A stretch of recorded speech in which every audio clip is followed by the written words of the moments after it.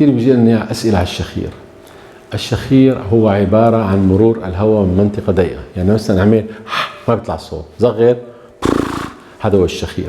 فإذا الهواء بيمشي بطريقة تنفسي بيصير خيطي، وتصير تضيق بأي منطقة بيصير تيربلنت أو مثل ما الطبات الهوائية بالطيارة بتصير بشكل عكر، وبالتالي بتهتز الأنسجة. أكثر الأنسجة اللي بتهتز وبتكون أنسجة رخوة هي بالبلعوم، سواء قاعدة اللسان أو شراع الحنك. فإذا في كثير أسباب للشخير. بنبدأ بأولا انسداد الأنف نتيجة انحراف فواتير أو ضخامة قرينات. ننزل شراع الحنك طويلة واللهات طويلة كثير.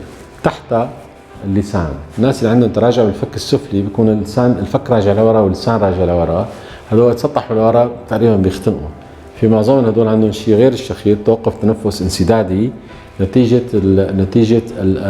بيرجع اللسان لورا تقريبا بيختنقوا.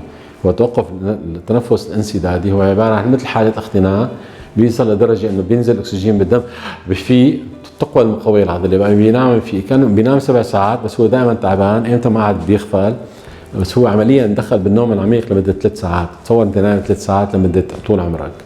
فاذا من المشخرين اذا عنده قصة توقف تنفس انسدادي يجب الذهاب الى طبيب النوم. معظم الاطباء الصدرية مختصين بالنوم، اجراء دراسة نوم.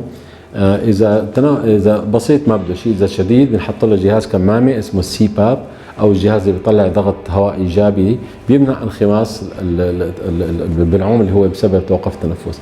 قبل اي اجراء يجب اجراء تنظير، بندخل كاميرا من الانف بنشوف في مشكله بالانف، بعدين بندخل شراع الحنك، بعدين بندخل من اللسان، نصل لعند الحنجره بنشوف وين مكان التضيق وبالتالي وضع الحل المناسب حسب التضيق.